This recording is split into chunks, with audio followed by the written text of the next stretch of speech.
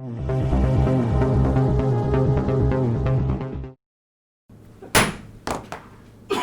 this time, I'll call the July 30th, 2020 meeting to order for Dixon County Commission. Would you please stand and join in the flag salute?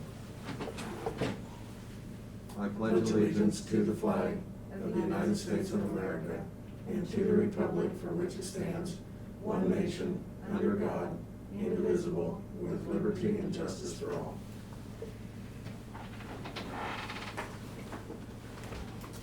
We have one addition to the agenda, and that is to review and consider the approval of the CDBG CV program contract authorized requester of funds forms.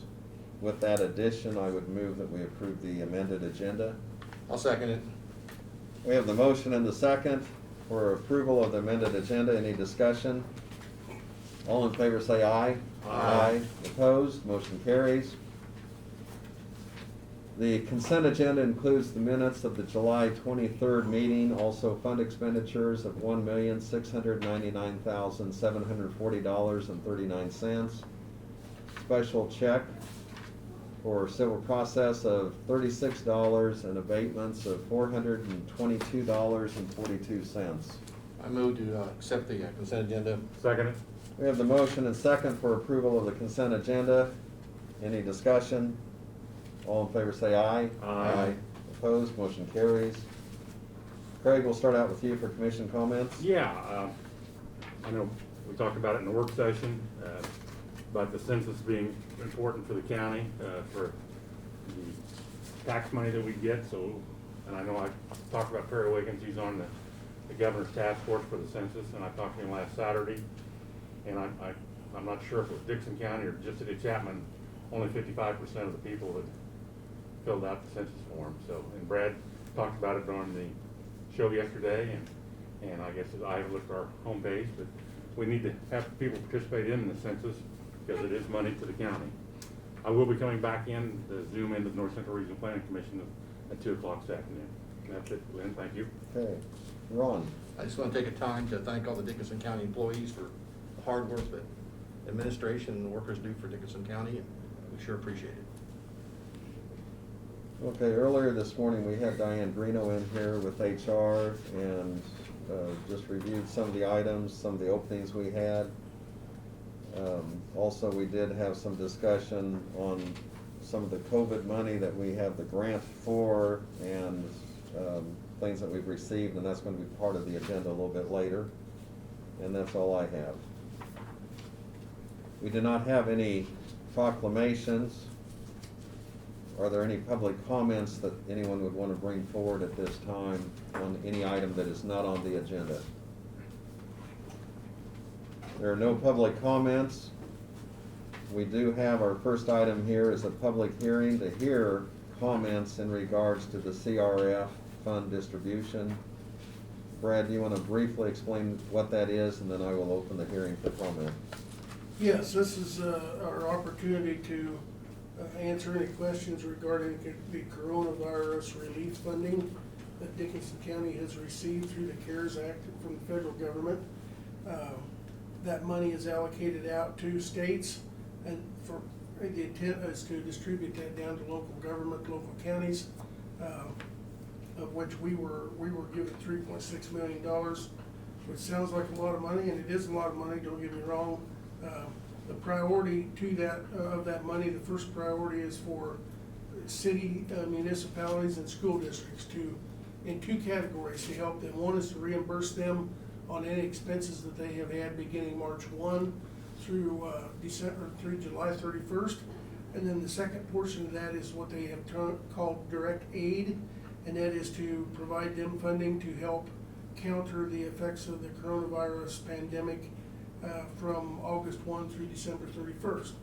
And so we immediately met with, once we learned the rules and got the guidance from the state, we immediately arranged a meeting to meet with the cities and school districts. We've done that twice now. We explained to them how the process would work. It would be first come, first serve, but they had to submit to us their requests. Once we vetted those and felt like between Chancey, John Holgren, Janelle and I, we felt like that they were, had a direct nexus to a COVID-related expense, then we added it to the list, and at this point, we have pretty much allocated all $3.6 million. That is a moving target a little bit because some of the bids are coming in lower than what we had the line item listed as, but those funds will then be approved by you, which you have done one resolution last week, and you'll do another one here shortly to approve that funding expenditure. Then we will write a check out to each one of those entities for their amounts. If they have any extra left, they have to give it back to us, and we reimburse the state, or we find some other expenditure to spend it on. Our intent is not to give anything back to the state we don't have to. We're gonna be selfish that way, and it doesn't look like we're gonna have any problems spending that money. But there have been a lot of things that are being or have been purchased by the schools and by the cities to help them combat the virus or the pandemic. A lot of it's going for personal protective equipment, sanitizing equipment, thermometers and ways to measure temperatures and deal with the numbers of students coming in, and kind of the same way for the city. So we've done a lot of stuff along that way to fund those projects. Money they wouldn't have otherwise had, or they would have had to take out of their regular budget. So I think it's been a good blessing for us to be able to have that and support the schools and the cities. And we'll answer any questions, so. Okay.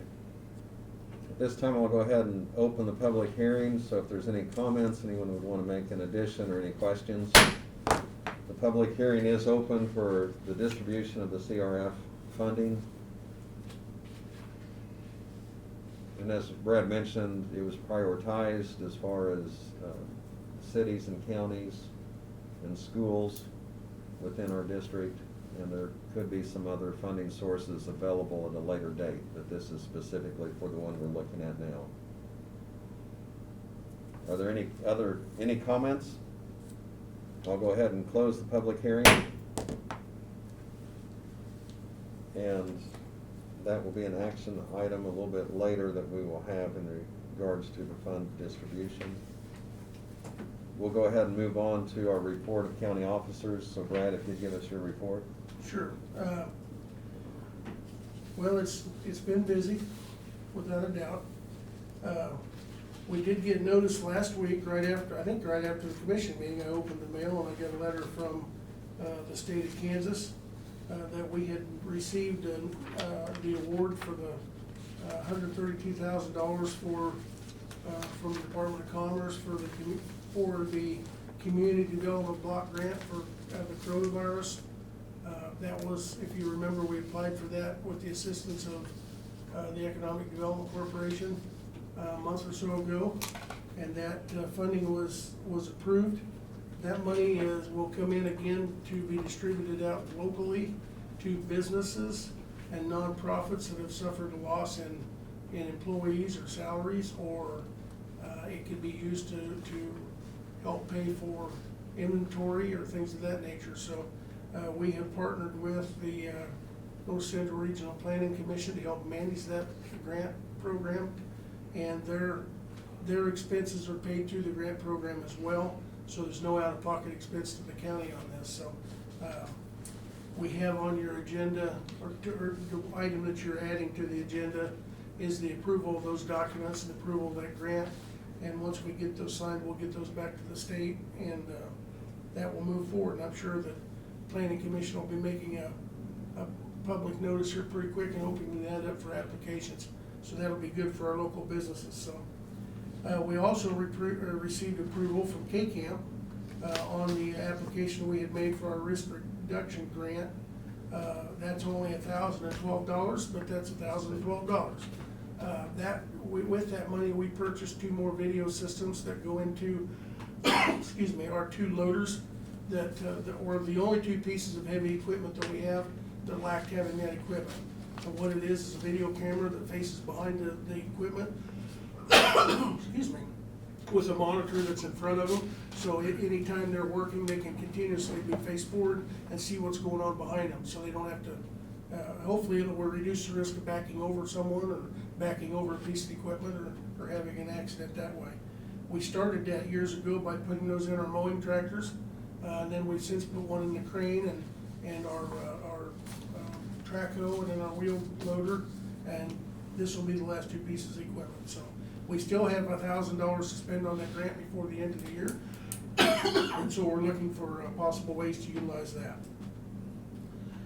While we're talking about grants, we also received a few weeks ago a $3,000 grant from TransCanada Energy Operations.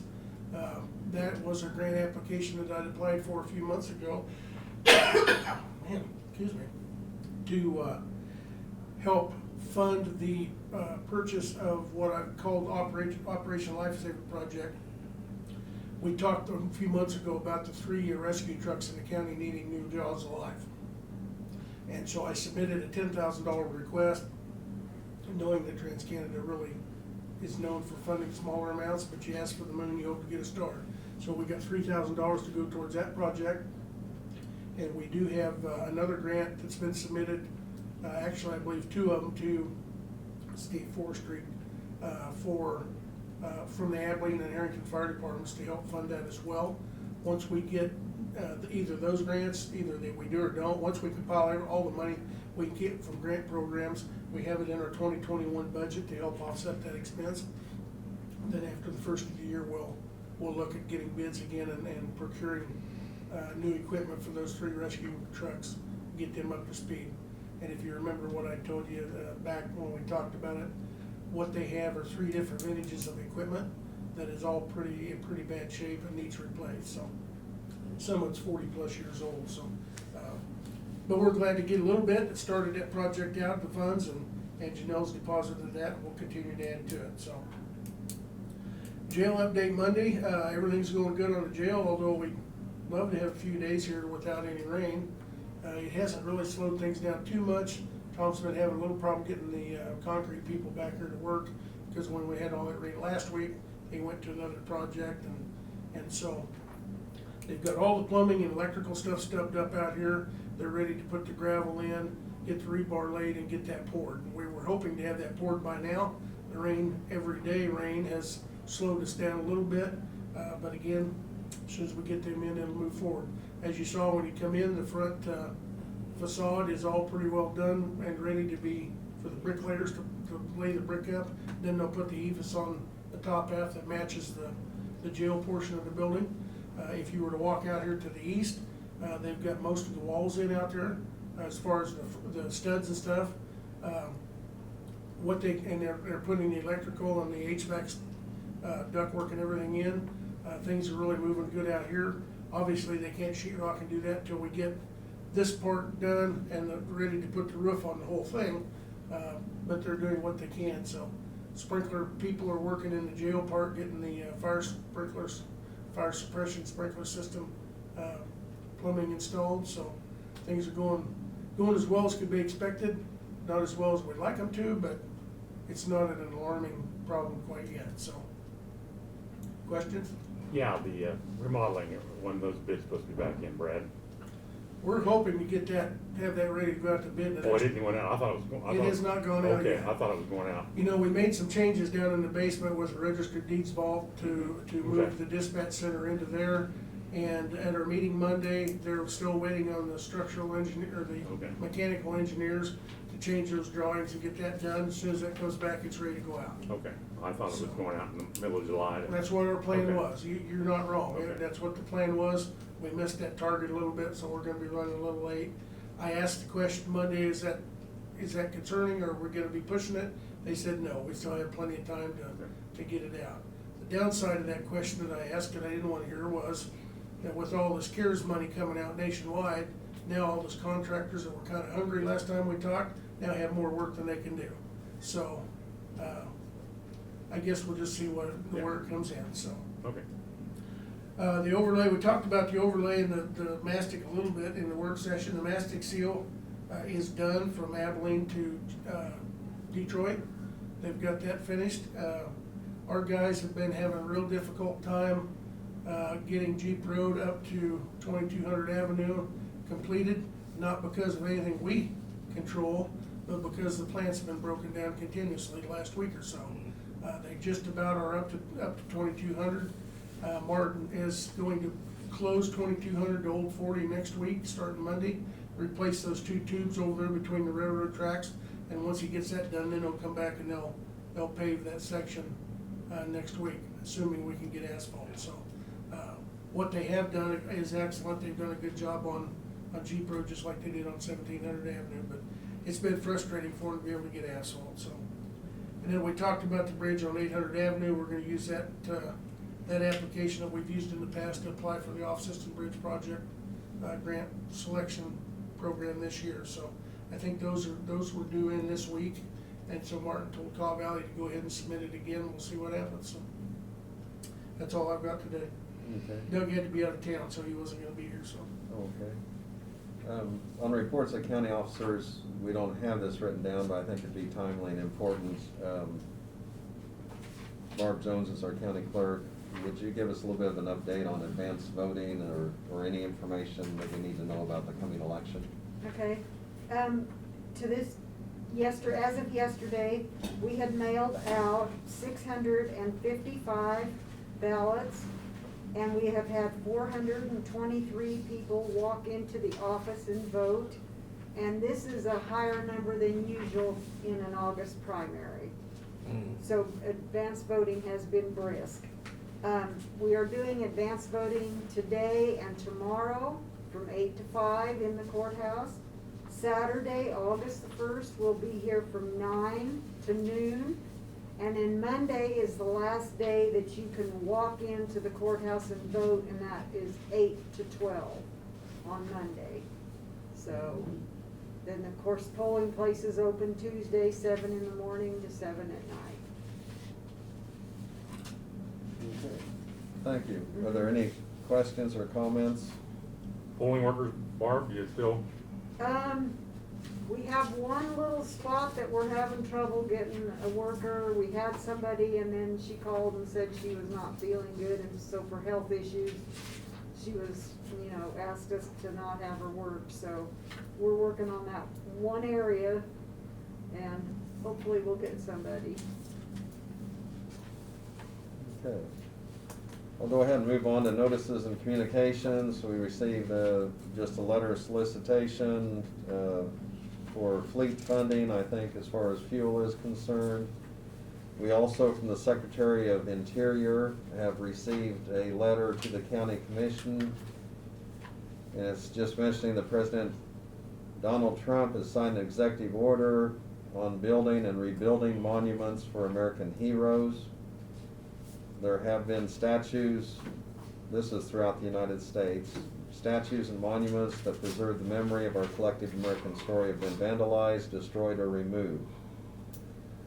What they are looking for is they are going to have a National Garden proposal where they will have some of those statues relocated, and they have a task force they're putting together on that.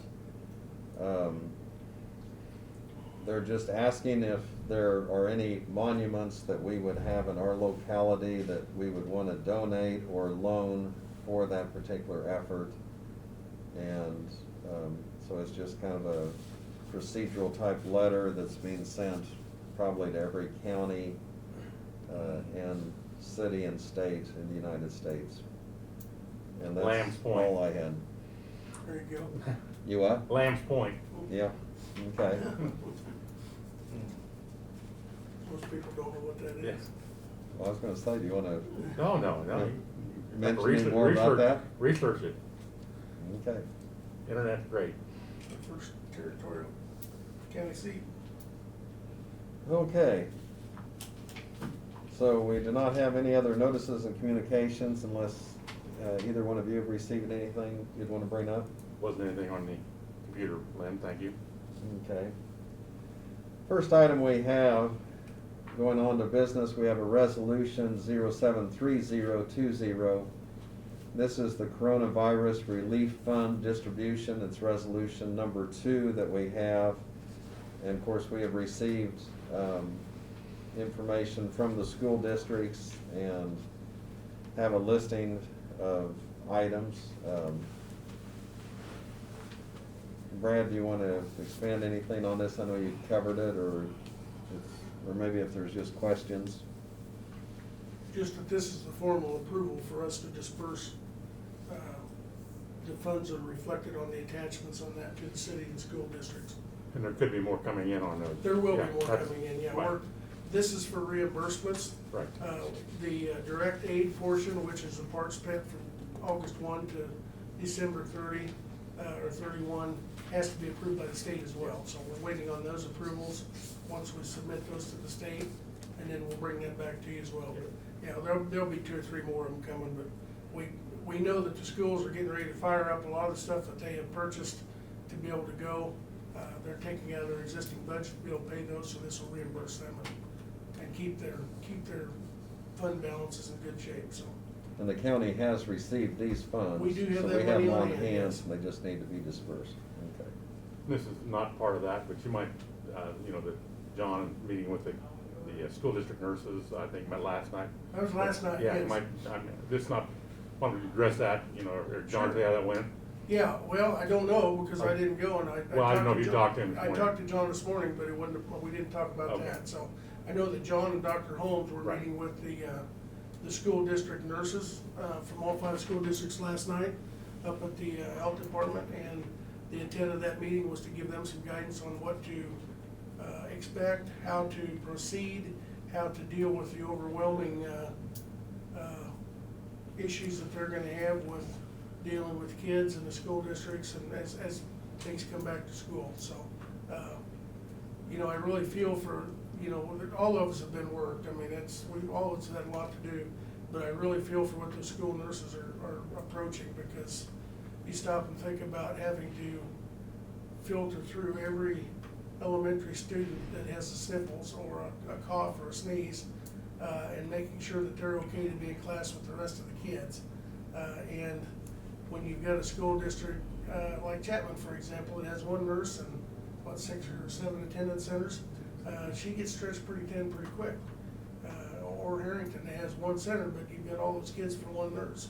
And so, Abilene the same way, Brandy McGivney's got all the schools in Abilene, and it's just her. So I do think that some of them got some funds in the CRF money to help offset with some contract nurses, but that's gonna be a big task. And I think they're all up to it, but it's got to be a little daunting looking forward, so.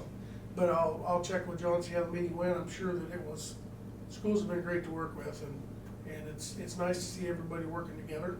All 5 superintendents have got their own network to where they're communicating almost daily, if not hourly, with each other. And they're working very well with us, and to say we're all in this together, that's a really good example of how we are. So appreciate their cooperation. Okay, thank you. I'll go ahead and make the motion that we adopt resolution 073020. This is the Corona Relief Fund distribution, resolution number 2. I'll second that motion. We have the motion and the second. Is there any further discussion or question? All in favor say aye. Aye. Opposed? Motion carries. The next item we have was review and consider the approval of the CDBG-CV program contract and authorization. And there's a couple places for us to sign, so we need to I think approve they're all that. just you to sign Okay. as chairman, Lynn, and there's several different forms there. One is the grant receipt, approval of the grant with the state. There's a form there that is the signature authorization for Janelle and I to sign to request the funds to be drawn down on behalf of the county. And then the last one is the agreement with the Regional Planning Commission for them to manage our program for us. Okay. And I think you can approve them all in one swoop, and then Lynn can just sign them. Okay. Is there a motion for approval of that program contract and for, that I sign on behalf of the county? I'll make a motion on that, Lynn. Second it? We have the motion and the second for approval of that contract. Any other discussion?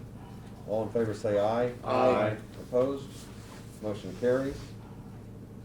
The only other business we have is to consider the equal opportunity policy update for employees. That's under other business, and we had reviewed that in our work study session. just more of a housekeeping item. I'll move to accept the equal opportunity updates. Second it? Okay, we have the motion and the second. Any further discussion? All in favor say aye. Aye. Opposed? Motion carries. Entertain a motion to So moved. adjourn. I'll second it. We have the motion and the second to adjourn. Any other discussion? All in favor say aye. Aye. Opposed? Motion carries. We're adjourned.